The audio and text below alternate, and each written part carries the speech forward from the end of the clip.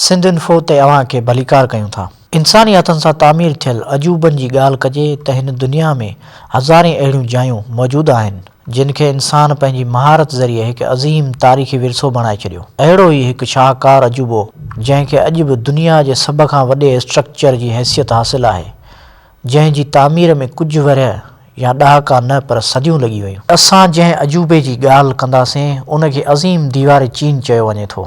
चीन जे 9 सूबनि मां गुज़रंदड़ हिन दीवार खे 6 चीनी शाही ख़ानदाननि लॻभॻि 8 लख इंसाननि जी मदद सां 2000 सालनि में तामीर करायो। हिन शाहकार अजूबे जी तामीर वारी तारीख़ जी ॻाल्हि कजे त क़ब्ल मसीह वारे ज़माने में चीन नंढियुनि नंढियुनि रियासतुनि में विरहायल हो ऐं उन्हनि रियासतुनि पंहिंजी सरहदुनि जी हिफ़ाज़त लाइ वॾियूं वॾियूं दीवारूं तामीर कराए वरितियूं हुयूं। 206 क़ब्ल मसीह खां 221 क़ब्ल मसीह ताईं चिन ख़ानदान खे चीन ते हुकूमत जो मौक़ियो मिलियो, जंहिं समूरनि नंढियुनि रियासतुनि खे गॾाए हिकु रियासत जो बुनियादु रखियो। चिन सल्तनत जे बादशाह किन शी हुआंग पंहिंजे हुकूमती दौर में चीन जे मुख़्तलिफ़ इलाइक़नि जी सरहदुनि खे गॾाए हिकु वॾी ऐं अज़ीम दीवार ठाहिण जो कमु शुरू करायो। शुरूआती तौर ते चिन, नाओ ऐं यिन रियासतुनि जी दीवारुनि खे गॾाए हिकु वॾी दीवार ठाही वई जेका लॻभॻि 5000 किलोमीटर डिघी हुई। जंहिं खां पोइ मुख़्तलिफ़ शहनशाहनि जे दौर में हिन दीवार जी मज़बूती ऐं डेघ में वाधारो थींदो रहियो, पर दीवार जो वॾो हिसो 14 खां 17वीं सदी ईस्वीअ में मिंग शहनशाहनि जे हुकूमती दौरनि में तामीर थियो। हिकु अंदाज़े मूजिबि मिंग सल्तनत जे शहनशाहनि लॻभॻि 8800 किलोमीटर दीवार तामीर कराई।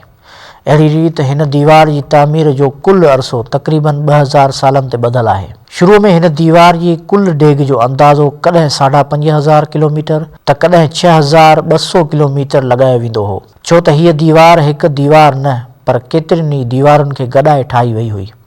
आख़िरकार 2012 ईस्वीअ में हिकु आर्कियालॉजिकल सर्वे कई वई, जंहिं में इहा ॻाल्हि साम्हूं आई त हिन दीवार जी मुकमल डेघ 13717 मील यानी 21196 किलोमीटर थिए थी। चीन जे उत्तर में मंगोल क़ौम जो मुल्क मंगोलिया आहे। क़दीम ज़माने में मंगोल लाॾाऊ वेढ़ाक अक्सर चीन ऐं भरपासे जे इलाइक़नि ते हमला कंदा रहंदा हुआ। 1234 में किन ख़ानदान खे चंगेज़ ख़ानदान इक़्तिदार खां महरूम करे चीन में मंगोल रियासत जो बुनियादु रखियो। चंगेज़ ख़ान जी फ़ौज अज़ीम दीवार चीन खे ओरांगे उत्तरी सरहद खां चीन में दाख़िल थी हुई। इहो 14वीं सदीअ में पहिरियों वाक़ियो हो जॾहिं गोबी नाले ऋणपट ऐं बयाबान खां आयल लाॾाऊ वेढ़ाकनि एॾी वॾी एराज़ीअ ते पखिड़ियल इंसानी आबादीअ खे ग़ुलाम बणायो। नेठि 1368 में वरी मिंग ख़ानदान मंगोल वेढ़ाकनि खे मुल्क मां निकाली ॾियण में कामयाबु वियो, जंहिं खां पोइ उत्तरी सरहद खे ॿीहर मज़बूत बणायो वियो। 1420 में मिंग ख़ानदान जे ई दौर में हिन अज़ीम दीवार जो कमु ॿीहर शुरू थियो। उन ई दौर में फ़ौजी क़िला, रस्ता ऐं दीवार चीन में कुझु पंध ते फ़ौजियुनि लाइ वॉच टावर्स बि ठाहिया विया हुआ त जीअं दुश्मन ते नज़र रखी सघिजे। तारीख़दाननि मूजिबि हिन दीवार ते 25000 वॉच टावर तामीर कया विया, जिन जे विच वारो फ़ासिलो अक्सर हंधनि ते मुख़्तलिफ़ आहे। हिकु सर्वे मूजिबि उन्हनि वॉच टावर्स जे विच जो मुफ़ासिलो कुझु हंधनि ते तमामु घटि ऐं केतिरनि ई हंधनि ते 3 मील खां बि वधीक आहे। उहे वॉच टावर 3 माड़ ते ॿधल आहिनि ऐं उन्हनि जी छितियुनि ते भरपासे वारनि इलाइक़नि ते नज़र रखण लाइ बि जोॻो बंदोबस्तु थियल आहे। उहे टावर हिकु हंध खां ॿिए हंध ताईं सिग्नल्स पहुचाइण लाइ बि इस्तेमालु थींदा हुआ। कंहिं जाइ ते दुश्मन जो हमिलो थींदो हो त बाहि ॿारे ॿियनि टावरनि खे ख़बरदार कयो वेंदो हो। हिकु रिसर्च मूजिबि हिकु टावर खां 620 मील परे ताईं सिग्नल मोकिले सघिबा हुआ। हिकु अंदाज़े मूजिबि हिन दीवार जी तामीर में लॻभॻि 8 लख माण्हुनि कमु कयो, जिन में 3 लख फ़ौजी ऐं 5 लख आम माण्हू शामिल हुआ। हिन दीवार जी मटीरियल में वारी, सिरूं, चुन, काठ ऐं पत्थर जो इस्तेमालु कयो वियो। उन खां सवाइ कुझु हंधनि ते उन्हनि सिरुनि जी जोड़जक लाइ चांवरनि जो चूरो बि इस्तेमालु कयो वियो। हिकु अंदाज़े मूजिबि हिन जी तामीर में लॻभॻि 3 अरब 87 करोड़ सिरूं इस्तेमालु थियल आहिनि। हिते इहा ॻाल्हि बि ज़िक्र जोगी आहे त हिकु फीथे वारी हथ सां हलंदड़ रेड़ी, जंहिंखे अॼोके दौर में टाली चयो वञे थो, चाइना जे हिन ई क़दीम दौर जी इजाद आहे। हिन खे सभ खां पहिरियां चीन जी अज़ीम दीवार जी तामीर में इस्तेमालु कयो वियो। उन खां सवाइ हिकु अंदाज़े मूजिबि दीवार चीन जो टोटल वज़न 5 करोड़ 80 लख टन थी सघे थो। हीअ दीवार मुख़्तलिफ़ हंधनि ते 25 ऐं किथे वरी 50 फुट मथां ई आहे ऐं हिन जी वेकर जी ॻाल्हि कजे त किथे 15 ऐं कुझु हंधनि ते 30 फुट आहे। अहम हिफ़ाज़ती लंघ वारनि हंधनि ते दीवार खे लाॾाऊ वेढ़ा कनि ऐं वहशियुनि जे हमलनि खां महफ़ूज़ बणाइण लाइ हिन सां वधीक दीवारूं बि जोड़ियूं वयूं। किन ख़ानदान खां पोइ हान, मिंग ऐं सोंग ख़ानदाननि बि दीवार जी तामीर ऐं मरमत में पंहिंजो हिसो विधो। हिकु अंदाज़े मूजिबि हिन दीवार जे समूरनि हिसनि ते ख़र्च थियल रक़म अॼोके दौर जे हिसाब सां 95 अरब डॉलर थिए थी। शहंशाह किन शी हुआन हिकु ज़ालिम बादशाह तौर बि सुञाणप रखंदो हो। उहो हिन दीवार जी तामीर ऐं चीन जे इतिहाद, ट्रामी मां सिक्का जारी करणु, रेशम जी पैदावार, साहिमी ऐं तोरनि जे मयार, लोह जे हथियारनि, ज़रई औज़ार ठाहिण ऐं वॾियूं नयूं खोटराइण समेत वॾा रस्ता ठाराईंदड़ बादशाह तौर बि मशहूरु आहे। इन खां सवाइ हिन 213 क़ब्ल मसीह में हिकु फ़रमान जारी कयो जंहिं तहत ज़राअत ऐं तिब खां सवाइ ॿी ॼाण बाबति लिखियल किताबनि खे साड़ियो वियो, जिन ते उन्हनि किताबनि जे लेखकनि ऐं वॾनि स्कॉलरनि खे बि जीअरो साड़े मारियो वियो। दीवार चीन जी तामीर में लखें माण्हुनि खां जबरी पोरियो बि करायो वियो। तारीख़दान चवनि था त शहंशाह किन पंहिंजी रियासत जे हर टीं शहरीअ खे ज़ोरीअ हिन दीवार जी तामीर ते लॻाए छॾियो हो।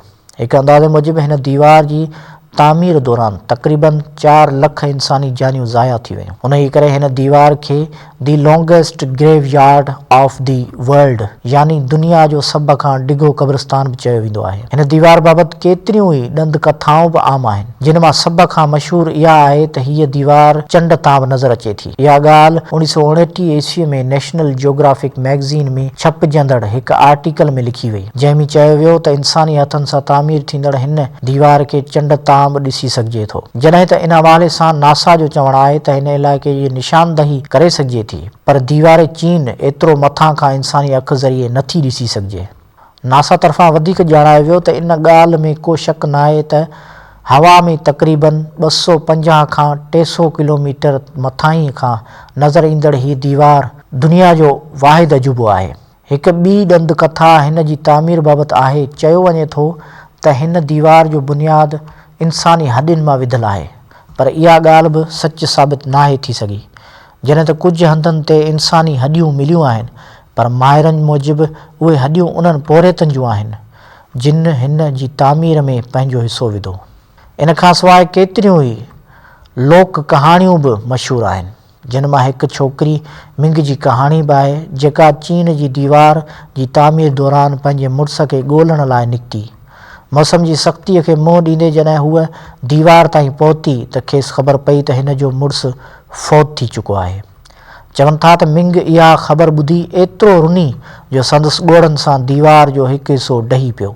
हीअ कहाणी केतिरनि ई चीनी किताबनि में लिखियलु आहे, जॾहिं त हिन ते गीत बि लिखियलु आहिनि, पर इहो बि वाज़िह आहे त इहो मुमकिन नाहे।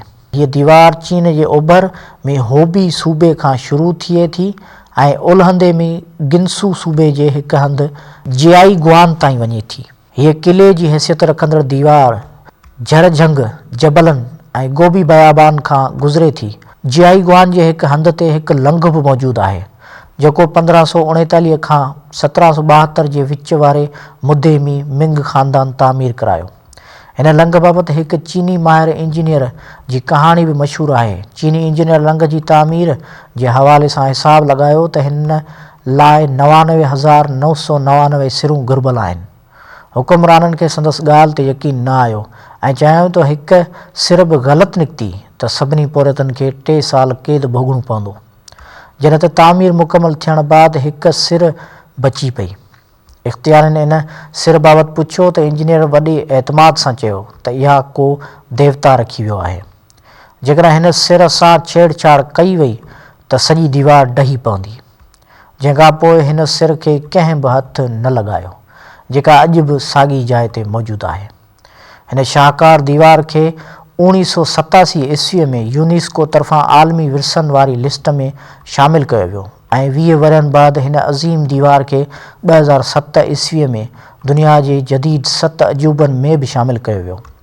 इन खां अॻु 1966 ईस्वीअ खां 1976 जे विच वारे दौर में कल्चरल रेवोल्यूशन वक़्तु हिन दीवार खे काफ़ी नुक़सानु पहुतो हो।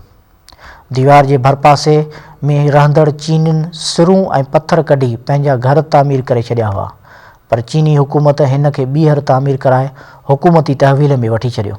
1938 ईस्वीअ में हिन दीवार ते चीन ऐं जापान विच में जंग बि जोटी वई, जंहिंखे सेकेंड साइनो जैपनीज़ वार बि चयो वञे थो।